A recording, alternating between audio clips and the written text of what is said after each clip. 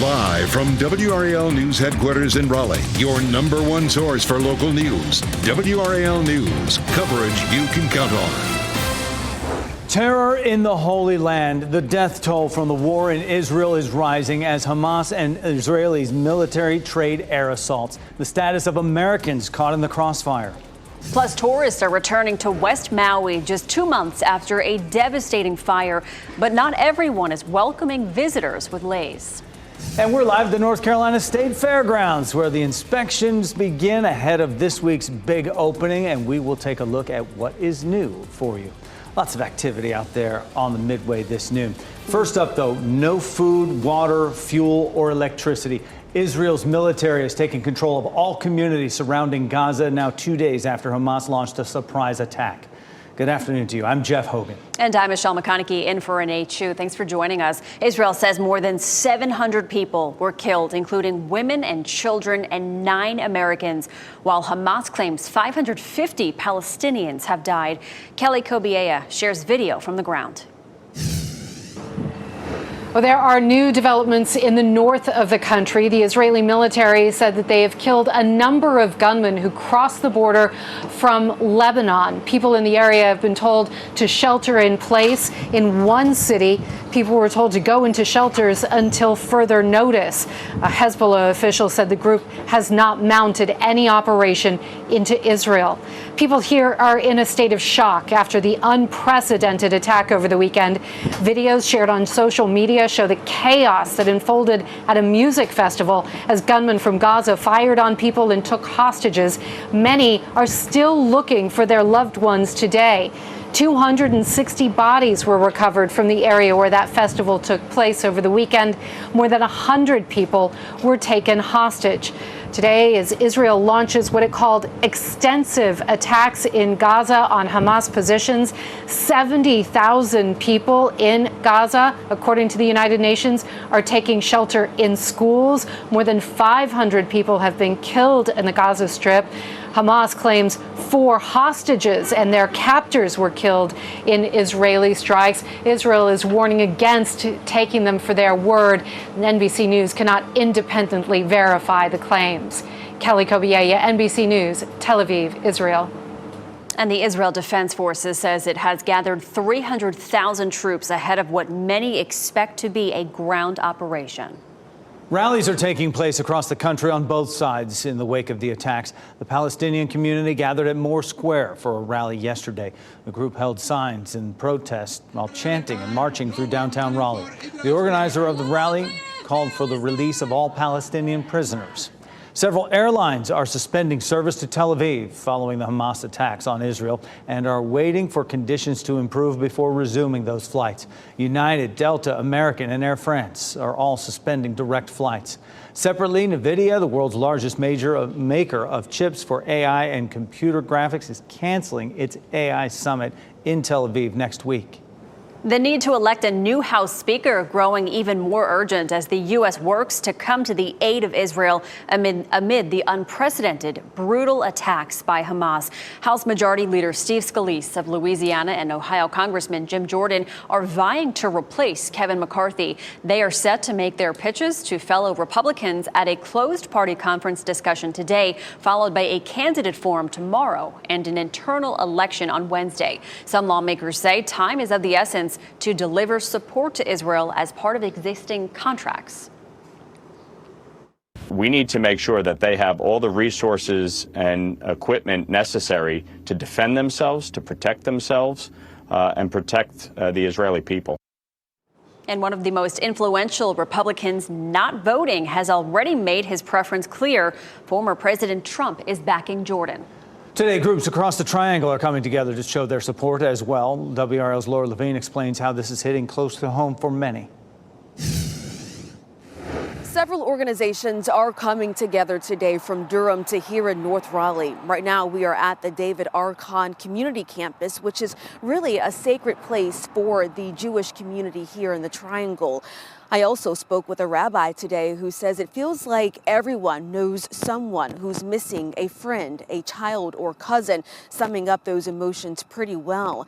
I also spoke with someone from the Triangle who is in Israel right now. He traveled with a church group. He described hearing rockets and sirens go off as they were in their hotel in Tel Aviv. He also described seeing Israeli militant groups canvassing nearby beaches and extra law enforcement at the airport. The focal point of the violence is in southern Israel near the Gaza Strip, but the devastation reaches every person of Jewish faith. WRAL spoke with Frank Turner, who's from Raleigh, now stuck in Israel. He describes hearing the initial signs of the attack. And we had no idea it was as severe, horrific as it was. We just thought it was a couple of rockets had been lobbed, and I think that's what most people in Israel thought. The Jewish Federation of Greater Raleigh will meet here tonight at 5:30. Local, federal, and state leaders will be in attendance. Laura Levine, WRAL News in Wake County. Lester Holt anchors a special edition of NBC Nightly News from Israel. Lester made his way inside the country from Jordan after more than 4.5 hours at the border. We've got a large team from NBC. We'll be going to the border in a caravan. There's a little bit of urgency in that it's a 2.5-hour drive, and the border is closing at odd hours, so we want to get there as soon as we can. And tonight on Nightly News, what Lester witnessed on his journey, plus up-to-the-minute details on the hostages and what we know about American victims. I'm Eric Miller in the WRAL Live Center. We've got some news breaking on WRAL.com. Right now, Durham police making an arrest in a very concerning case. This goes back to a man who was shooting at a vehicle on I-85 yesterday, right around 5:30 p.m. Durham police now saying that they have arrested 24-year-old Jesse Jose Yanez, and he has been charged in that case there. Thankfully, nobody was injured in that instance. We're still working to learn more about what exactly led up to this, why Yanez was allegedly shooting at that vehicle. We'll bring you those details as soon as we get them. Back to you. All right, thanks, Eric. Well, some candidates across the Triangle are making their final pushes today before voters head to the polls tomorrow in Cary, Durham, and Fayetteville. Voters in 9 counties will go to the polls to cast votes in 30 municipal races. Some municipalities and counties are holding an election that day. However, others are not. Voters will be casting ballots for either a general election or primary. Remember, you do need a photo ID when you go to vote. Polls are open tomorrow from 6:30 a.m. to 7:30 p.m. and you can visit the State Board of Elections website to check your voter status and also view a sample ballot. Well, you'll hear some loud explosions beginning this week if you live near Fort Liberty. Starting tomorrow, units of 10th Marines Field Artillery Regiment and 82nd Airborne Division will hold artillery training. Demonstrations will happen daily and are expected to last until October 27th. No trainings will happen between 11 p.m. and 5 p.m. and 10 a.m. to noon on Sundays. Well, Columbus Day is a federal holiday. Many states and cities are celebrating the day as Indigenous Peoples Day. Last year, the Biden administration issued a proclamation declaring the second Monday of October Indigenous Peoples Day. From helping the Pilgrims survive a harsh winter to speaking in a code that helped the Allies win World War II. Today, we honor the contributions of Native Americans. It falls on the same day as Columbus Day as a way to honor the people already living in the country when Christopher Columbus landed in 1492. Now, Indigenous Peoples Day, not one of the 10 holidays that halt trading on the 2023 New York Stock Exchange calendar. NASDAQ, as you can see, Dow Jones Industrial Average, first off, has just climbed into positive territory right there, spent the whole morning in negative territory. NASDAQ is down 61 points right now this noon, and S&P 500 is down 8 points. We are just days away from the kickoff of the 155th North Carolina State Fair. Ride inspections begin tomorrow, and all the fun gets started when gates open Thursday at noon. WRAL's Scott Mason is on the Midway this afternoon with a look at some of the cool things we can expect. Scott, we are 3 days away. Well, this is the biggest media day event right now in the history of the State Fair in terms of the media people and food vendors that are here. This year, there are more than 50 new fair foods. With me is State Fair spokesperson Heather Overton. Heather, what else is new this year at the fair? Well, we have an exciting fair planned. We're bringing in 4 new rides to go with the almost 100 that we have here, including one I'm excited about, which is a double-deckered Venetian carousel. It's a very pretty ride, and all the kids and their parents are going to want to ride it. And there's some good entertainment too, right? We do. We have all North Carolina concerts. You can catch more than 100 shows while you're at the fair. And we have an exciting, just fascinating bird show that's coming to our North Carolina Conservation Forest area. Well, that's great. You know what I can't wait for is the girl who swallows fire. That sounds amazing. Yes, Ember Fire Arts every night in Heritage Circle. That's great. Thanks so much, Heather. I'm looking forward to it. This is the 155th North Carolina State Fair. Last year, more than 960,000 people attended. Who knows, they may top 1 million this year, as they have done several times in the past. Back to you. So much to look forward to, including some new delicious foods. Scott Mason, live at the fairgrounds. Thanks, Scott. Swallow the foods, not the fire. Right. Next at noon, there's been another shooting at a Maryland college campus, this time Bowie State over the weekend. The 2 people recovering in the search for the shooters. Also, the State Fair opens Thursday, but there is lots of activity on the Midway already. As you just saw, we can take you live with what else you can expect from this year's fair. Plus, an update on securing power grids. What's being discussed with Duke Energy regarding the station in Moore County?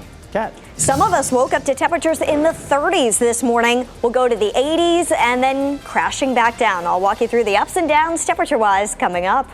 Download the new WRAL streaming apps on Roku, Fire TV, Apple TV, and Android TV.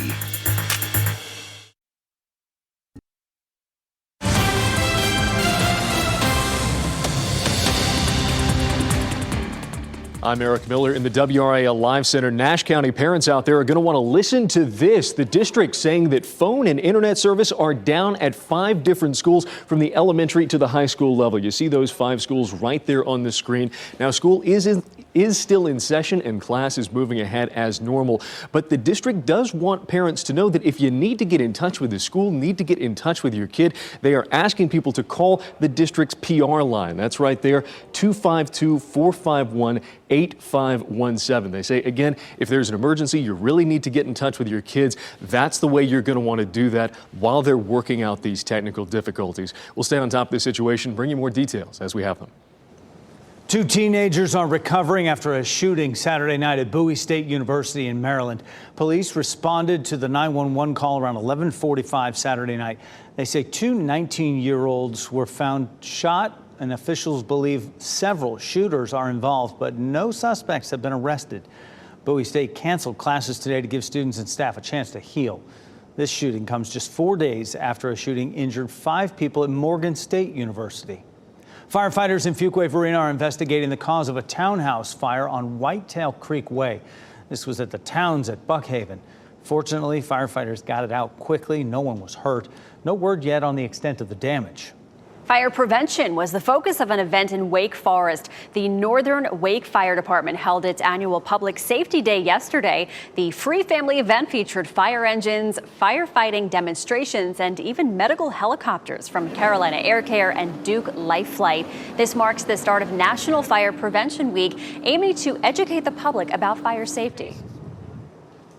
A lot of what we're trying to do here is show folks that some of these things take time to develop, and kind of just walk people through it. As a lot of people say, well, what takes so long to get the water going to the fire? Well, when you see this kind of operation, and it's usually done in less than 5 minutes, so it's a very efficient operation, but it does take a little bit of time.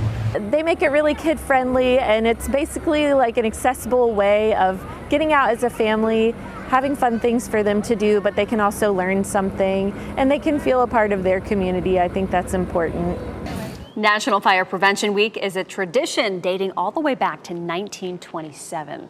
And Raleigh Fire Department also got in on National Fire Prevention Week festivities as well. They hosted their own fall festival yesterday. Local families enjoyed cotton candy, a fire safety themed bounce house, and learning ways to keep their homes safe from fire. West Maui officially reopened to tourists Sunday, 2 months after wildfires destroyed the town of Lahaina and killed 98 people. Jeremy Lee spoke with business owners who rely on visitors for their livelihood. In Kaanapali, across from the Sheraton in West Maui, this distribution site is still operational. The beaches in Kaanapali and even to the north in Kapalua aren't exactly packed, but an active tourist economy is restarting in West Maui once more. You could hear the live music over the weekend at the Hula Grill as outdoor diners flocked to the restaurant and to Leilani's on the beach in Whalers Village, the sight of boats and visitors on strolls taking photos of the Kaanapali sunset. In Whalers Village, evidence of a slow reopening is apparent as several shops remain shuttered. Some businesses in Honokovai have been open since August. At the Honokovai Food Truck Park, Raul Cruz told KITV4 it's been slow going compared to how it used to be. Probably from like 800 to 1,000 people a night between tourists and local people. And right now we have about 20, maybe 30 the most. We just need to keep moving forward. I understand that a lot of people having issues with opening, but we need to survive. It's the only way. Hawaii or the island is lived by tourism. So we need to keep opening. At Whalers Village, there's a sign with a QR code alerting visitors to be mindful of the local recovery effort and even connect visitors with volunteer opportunities. It was Jeremy Lee reporting. They had to walk such a delicate line of telling folks they can't come there because of all the damage. Now they want them back for their industry. So good to see them trying to get back on their feet there after all the devastation. All right, let's turn to weather. Meteorologist Kat Campbell in the WRAL Severe Weather Center. Kat, a live look over the State Fairgrounds in Dorton Arena. We're 3 days away from the State Fair. Just 3 days away, and boy, it finally feels like fair weather. It feels like fall outside. The Ferris wheel ready to go. You can see they are getting everything set up. The ride inspections coming up next. And of course, all the food going on out at the fair today. Some taste testing, as we just saw about 10 minutes ago here.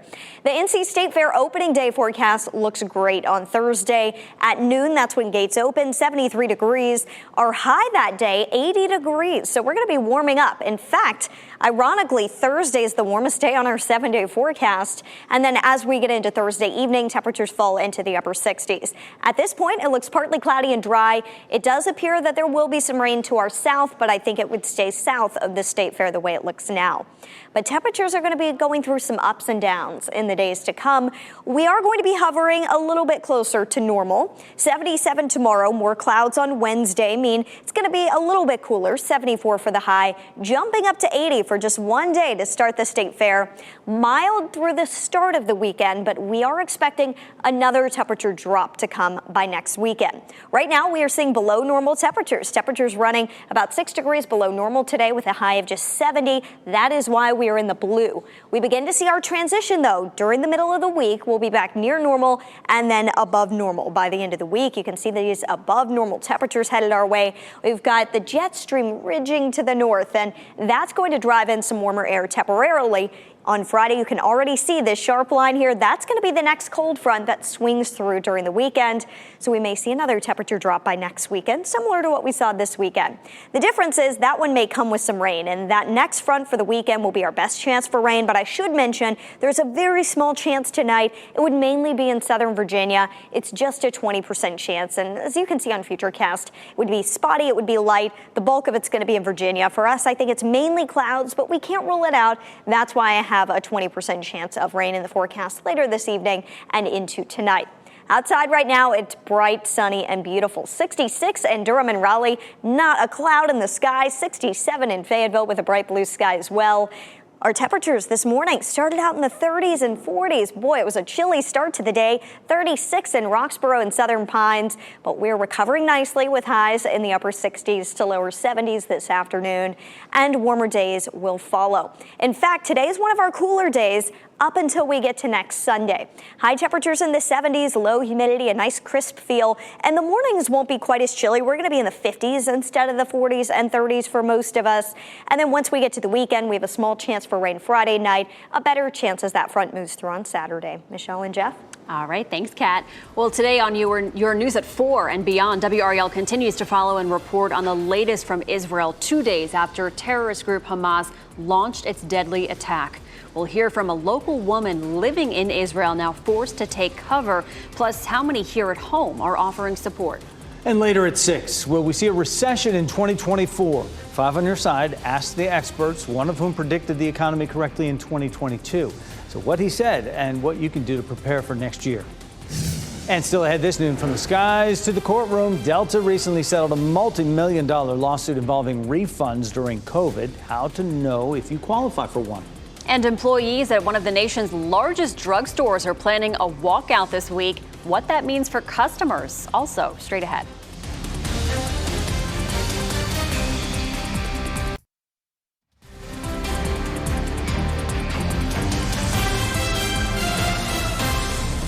Welcome back on your Monday afternoon, 12:23. You're looking live in Raleigh over the Legislative Building. Beautiful blue skies. You're watching WRAL News, available on Spectrum and the WRAL app on your TV or streaming device.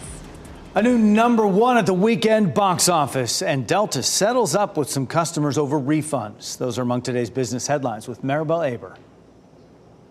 Delta will pay roughly $30 million to settle a class action lawsuit related to refunds during the pandemic. So the lawsuit alleges thousands of customers received credits after requesting a cash refund for canceled flights. To qualify, passengers had to purchase non-refundable tickets for canceled flights that were scheduled between March 1st of 2020 and April 30th of 2021.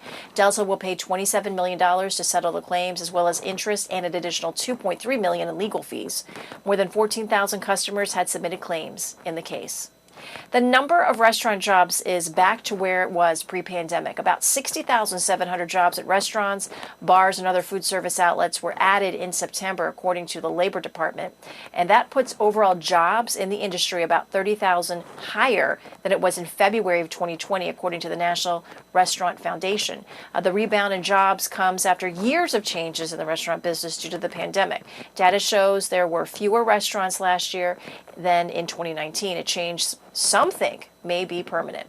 The latest installment in the Exorcist franchise won the weekend box office, but came up short of expectations for its opening. The Exorcist Believer rang up $27.2 million in ticket sales in its debut. Now, some were forecasting it would do about $35 million in sales, but the showing was enough for The Exorcist to easily top the second place finisher. That went to Paw Patrol: The Mighty Movie, which pulled in $11.8 million at the weekend box office. And those are your business headlines. I'm Maribel Aber at the NASDAQ Market Site. Union workers at Mack Trucks hit the picket line today. Nearly 3/4 of workers rejected a new 5-year contract with the company. The deal included a 19% pay raise over the life of the contract and increases in health and retirement benefits. The UAW represents about 4,000 Mack Truck workers in Pennsylvania, Florida, and Maryland. Mack Trucks is owned by Volvo Trucks. And if you were planning a trip to Walgreens this week, you might need to have a backup plan. Pharmacy staff at several stores across the country are planning to walk out of work today. Workers say harsh working conditions make it really difficult to fill prescriptions safely. And the protest comes just 1 week after employees at several CVS stores also walked off the job. Both Walgreens and CVS have acknowledged their employees are overworked. Walgreens employees say they're planning to walk out through Wednesday. Israeli fighter jets are reportedly hitting targets in Gaza. Things are changing in Israel by the minute. And coming up at 12:30, we'll get you updated on those newest developments. And it's been nearly 1 year since the Moore County power grid shooting left hundreds in the dark. Coming up, Duke Energy shares what has changed since to secure our energy grids. As we head to break, here are your winning lottery numbers. Good luck.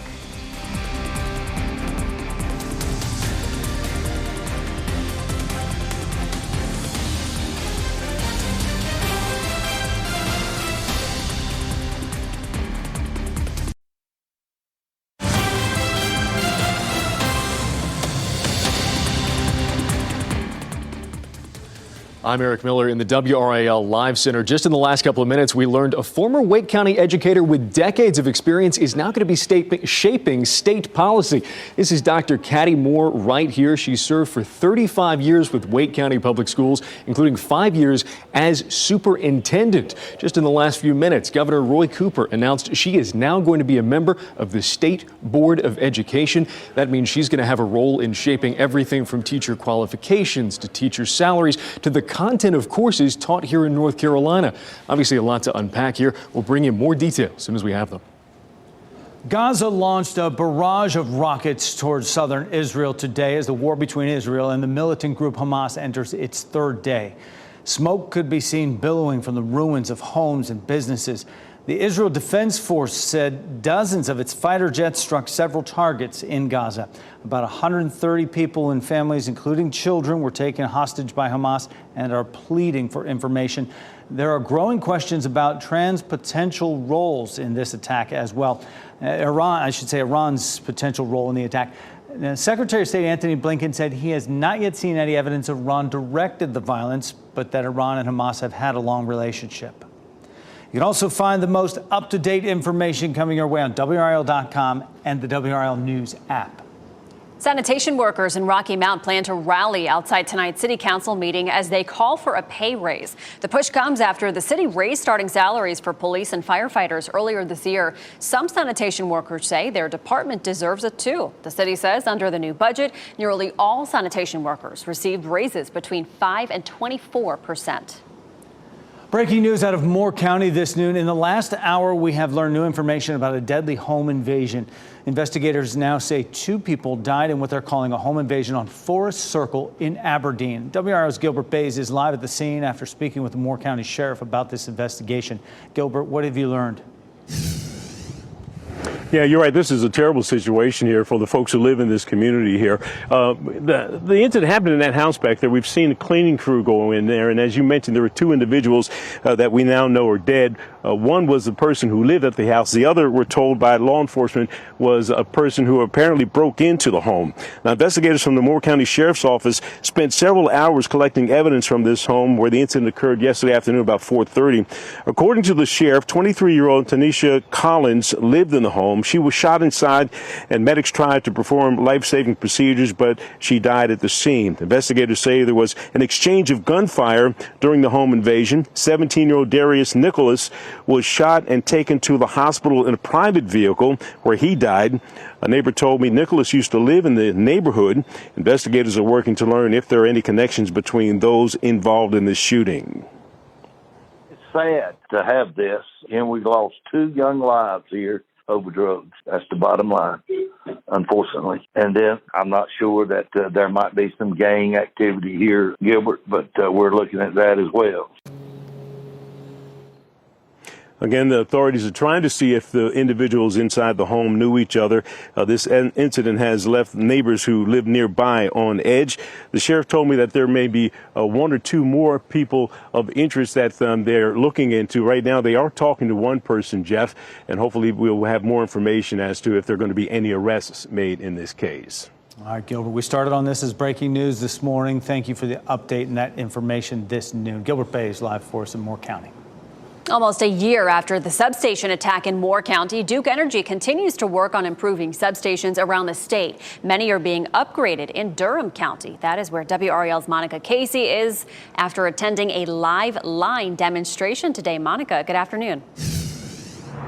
Good afternoon, Michelle. The big focus here today was safety. First responders from around Durham County came here to the Duke Energy site to learn about the dangers power lines can pose, even if you think they might not be live. Crews here showed the impact of all kinds of items on a power line, from a balloon to a kite line to a metal ladder. The organizers here say the goal is to collaborate and learn about the risks in a controlled environment rather than learn learning on the job during a storm situation. Attendees here today also heard about the work Duke is doing to upgrade its substations. Substations around Durham are getting pole replacements and wire size upgrades to improve their capacity. Crews are also working on undergrounding at substations. Duke continues to install self-healing technology, helping the company reroute power from another source in case of an outage to ensure fewer people are affected by that outage. Michelle? It's all good news. Monica Casey live in Durham for us. Thanks, Monica.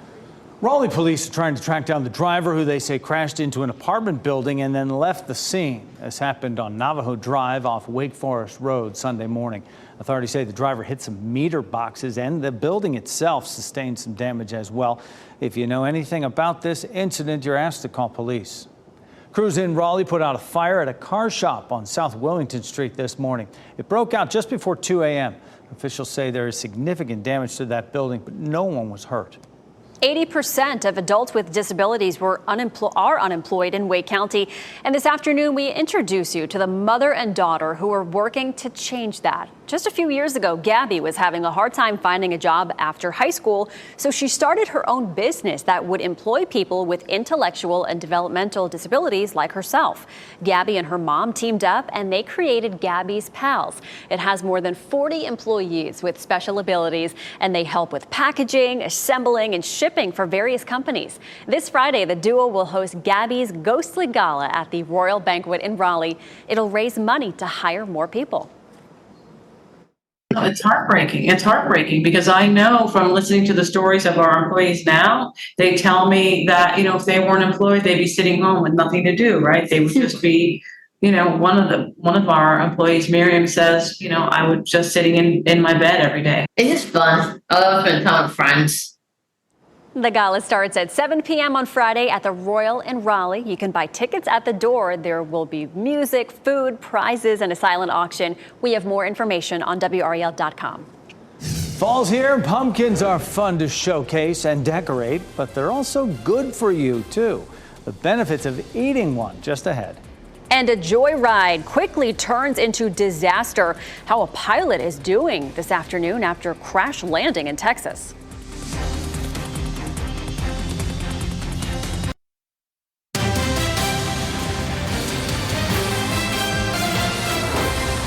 Pumpkins provide a lot of fun at Halloween, but did you know they are good for you as well? Pumpkin is a superfood, low fat, low calorie, packed with plenty of nutrients. Pumpkin is rich in potassium, which research suggests may help decrease blood pressure. In addition, pumpkins contain antioxidants like vitamin C, which help promote healthy skin.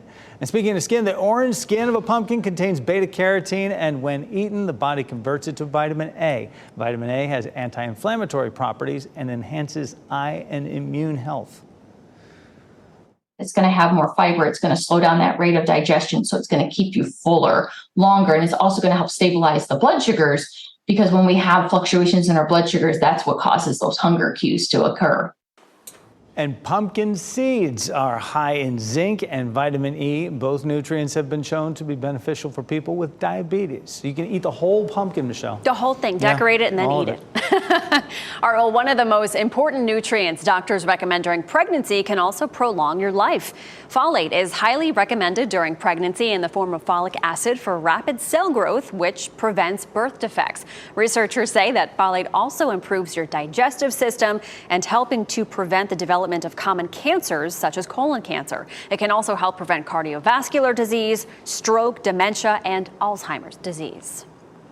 Well, people showed up in record numbers this year to raise funds for mental health research. The 35th annual Walk for Hope welcomed runners and walkers at Angus Barn yesterday. The walk raises money for research and treatment of mental illnesses. The family-friendly event on Sunday featured food, games, music, and prizes. WRAL is a proud community partner of the Walk for Hope.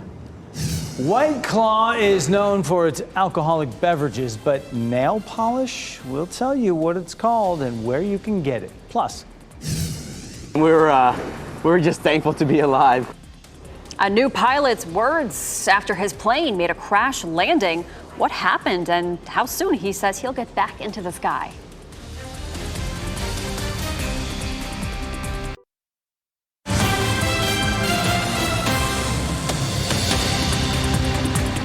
I'm Eric Miller in the WRAL Live Center. Here in just the last few minutes, the Associated Press is reporting that President Joe Biden and European leaders will discuss the situation in Israel here later this afternoon. This comes as those leaders seek to avoid a wider war here in the Middle East.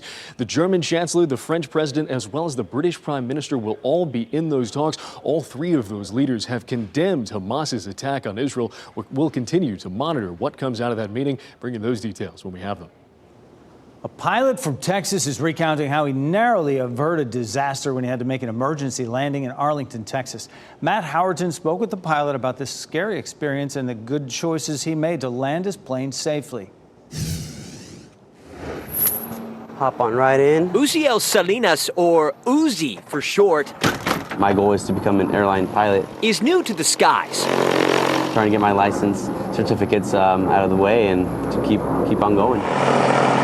That feel I get when I'm up in the air and that takeoff is it's thrilling to me. But the 26-year-old, who just got his pilot's license in May with Aviator Air Flight School in Grand Prairie, I was just going for a joyride, building hours with a friend. got this unexpected thrill on Monday, a crash landing. I know there's a risk anytime I go up flying. All sparked by a possible mechanical failure. I realized that I was not going to be able to make it, so I declared an emergency. Uzi, above Arlington at the time, I saw nothing but buildings, nothing but traffic, residential buildings, and that definitely did scare me, did make me worry. I had to find the best place to land, and I had to do it with minimal damage and without hurting anyone on the ground. That was my focus at that moment. he chose an empty lot next to a warehouse, shooting for a chain link fence, and it proved to be a good choice. I was hoping for that fence to catch us, to decrease our airspeed. The plane coming to a screeching halt, no injuries. And I grabbed his hand, he grabbed mine, and we were just thankful to be alive. Uzi crediting his training at Aviator Air. Yeah. Oh yeah. Company owns the plane he was in. Have you been back up in the air since the crash? Oh yes, I have. Pretty dedicated. This moment not stopping Uzi's quest to become an airline pilot someday. Life flashes before your eyes, I imagine there. It was Matt Howerton reporting, and the FAA is now investigating the mechanical failure with that crash. Glad he's okay, though. Wow. Well, 3 people are safe this afternoon after their boat sank near Great Bay in New Jersey. The Coast Guard says they received a radio call requesting help getting to shore. That call was quickly followed by a second radio saying the boat was going down because of bad weather and shallow waters. A Coast Guard helicopter had to be used in the rescue. Officials say they found the 3 people clinging to the hull of the boat. All 3 were rescued. No injuries reported. My goodness. I mean, that's scary. Another story to tell. Woo, yeah. Survival. Another survival story. Yeah. Wild stuff right there. Yeah. Well, it's clear blue skies out there, and that clear nature of our skies not allowing any of the heat to stick around. It's all going up and out of here. So we got a cool start to our day, and we're hanging in there right now. Kat Campbell in the WRAL Severe Weather Center. It's perfect weather outside today, Jeff and Michelle. I mean, just beautiful outside. We've got the clear blue sky, but boy, it was cold this morning, and it's pretty cool this afternoon. Certainly feels good as long as you're in the direct sun. That really makes a difference compared to the shade out there today.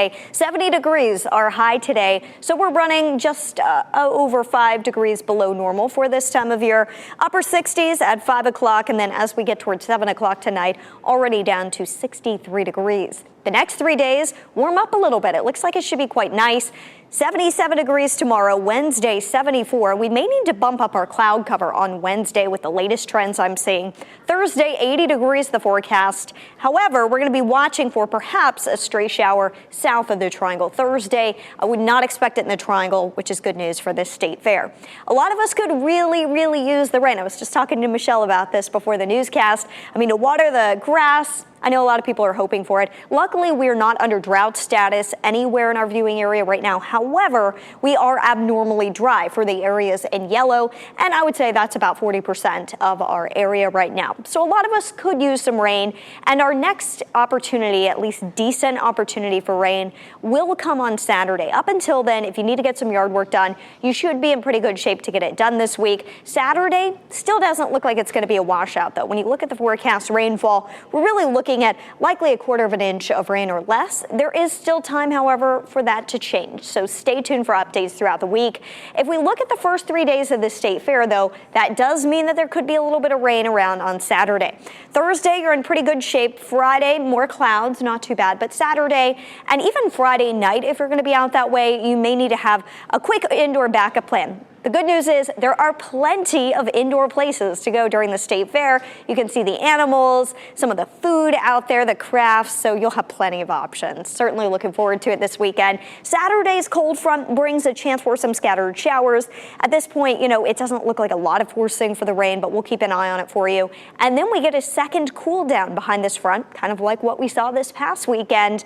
By the time we get to Sunday and early next week, it does look like we're going to cool right back down again. It's almost like we're in a cycle right now with these cold fronts. For today, we do have a 20% chance for rain up near southern Virginia. Other than that, pretty dry here in the Triangle. 77 Tuesday. We're back up to 80 for the start of the state fair. And then comes the cold front bringing rain chances. And there's that temperature drop, 67 degrees by next Sunday. Jeff and Michelle.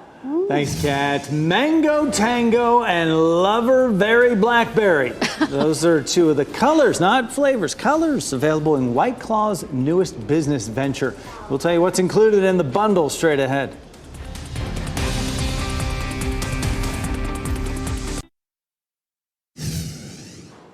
As we wrap things up, here's a look at a few of the headlines we're following today. Israel launched retaliatory missile attacks on Hamas targets across the Gaza Strip today as the fighting continues into its third day. The number dead on both sides now more than 1,200, including at least 9 Americans. The Israeli military has ordered a complete siege on the Gaza Strip, halting deliveries of food, fuel, and supplies to its more than 2 million people. More county sheriff's deputies are searching for 2 people involved in a deadly home invasion. Investigators say 3 people went to a home on Forest Circle in Aberdeen yesterday afternoon. They say the intruders and the people inside the home exchanged gunfire, and at least 2 people were hurt, and 23-year-old Tanasha Collins and 17-year-old Darius Nicholson both died. Nicholson is believed to be one of the 3 intruders. Investigators say this is likely drug-related. Tomorrow is Election Day in North Carolina, with elections taking place in Cary, Durham, and Fayetteville. For some, this is the general election, and for others, it's a primary. Remember, you do need a photo ID when you go to vote. Polls are open from 6:30 a.m. to 7:30 p.m. We'll begin sharing results on air and online shortly after the polls close tomorrow evening. A huge display of carved pumpkins has become a Halloween tradition in one Rhode Island community. Tim Perry has been carving craft pumpkins at his home for the last 15 years. He calls it the House of 1,000 Pumpkins, although he has nearly 1,400 of them. He puts them out every October and enjoys the crowds that gather to see them. I get tons of great remarks. Everybody thanks me for doing it. They say I'm the best thing in the neighborhood. They look forward to it every year. The display also serves as a fundraiser for cancer relief after Perry's wife was diagnosed 2 years ago. Well, if you can believe it, we're 77 days away from Christmas, and one company has a creative way to celebrate. Stouffer's has announced its first ever Advent calendar, or comfort calendar as they're calling it. It's the first of its kind frozen food Advent calendar will feature 7 meals. That includes favorites like their family-sized mac and cheese, lasagna, and chicken bacon ranch bowls. The bundle is only available online. It's $40. All right, ladies, listen up. White Claw is venturing into the nail industry. The popular adult beverage company is partnering up with Nails Incorporated. Their line, dubbed the Claw Saver Set, comes with 4 shades of nail polish. The polish matches the White Claw seltzer colors and has protective and hardening biotin and retinol. The goal, a way for you to open your can without breaking your fingernail. I love this. The set also comes with nail stickers and a claw saver as well. All right. Lots of ways to do it. Yeah. Our pet of the day now comes to us from Love Mutts. This is Milo. At just over a year old, he's 52 pounds already. Loves to stay active and would make the perfect companion for outdoor fun. Milo is affectionate and loyal. He has high energy, so he likely would do well with an active family that enjoys the outdoors and regular physical activities. Contact lovemuttsrescue.org if you are interested. Well, the average U.S. mortgage rate hit a 23-year high this week. Ahead on our news at 4, what you can do to avoid getting hit at the top of the scale when buying a home. NBC News Daily is next on WRAL, your next local news update in 30 minutes. And you can get breaking news updates anywhere, anytime with our WRAL News app. Have a great day. Enjoy it. It's beautiful out there.